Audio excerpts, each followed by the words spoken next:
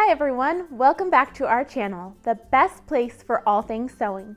I'm Katrina and I'm going to be talking to you about PDF patterns, why we love them, and how to use them. Before we get started, we always have a partner blog linked down below with additional links and more information. Let's dive in.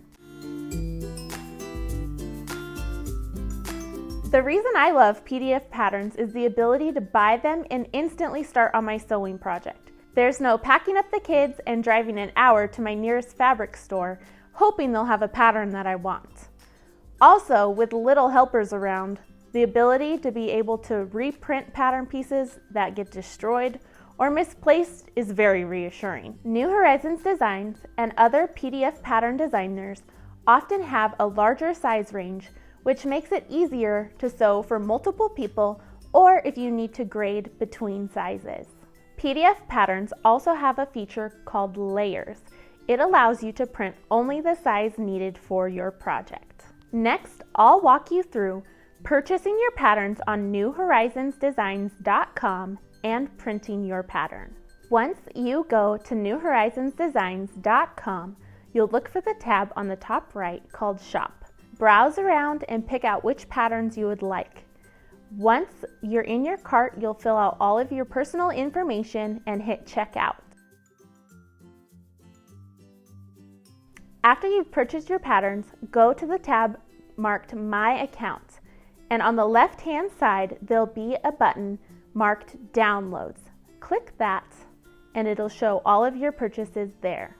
Here is where it can get a little overwhelming. Each of our patterns have 3 to 4 files for the different paper sizes. If you're in North America, you'll want to choose the file that ends in .pdf.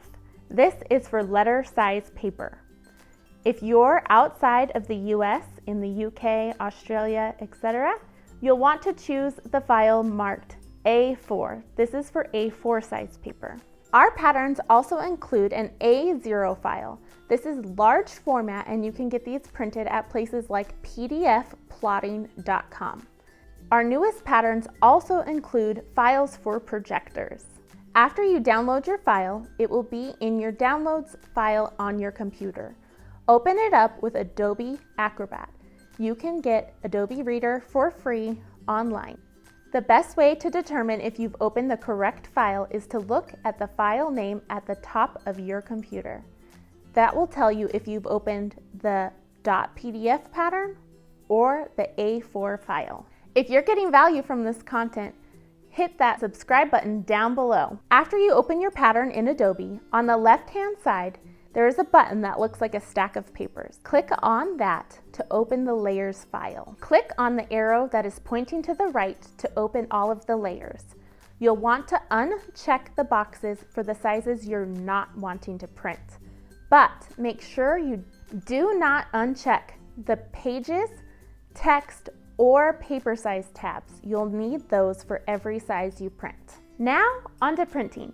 After you've selected the size or sizes that you're going to print, scroll to page 5 and you'll find printing instructions.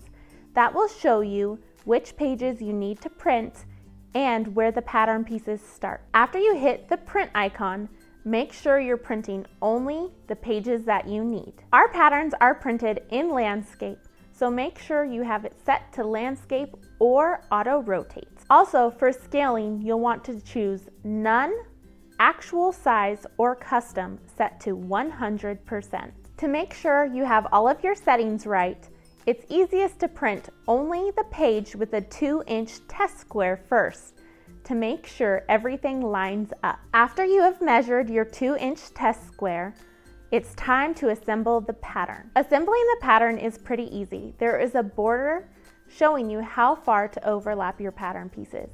This should be 3/4 of an inch away from the edge. Start with your first row, overlapping the right paper onto the left.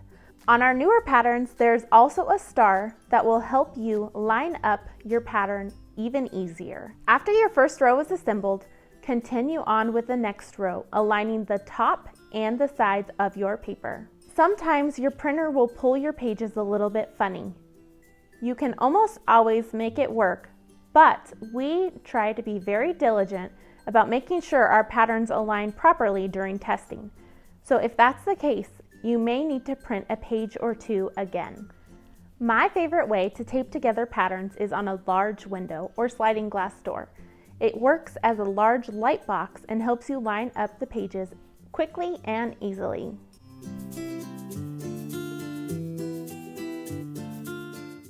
The newest thing to hit PDF patterns is using a projector to project your pattern pieces directly onto your fabric. If you have one of these, you can skip the assembly altogether, which will save you time and money. After your pattern is all taped together and cut out, you're ready to start sewing.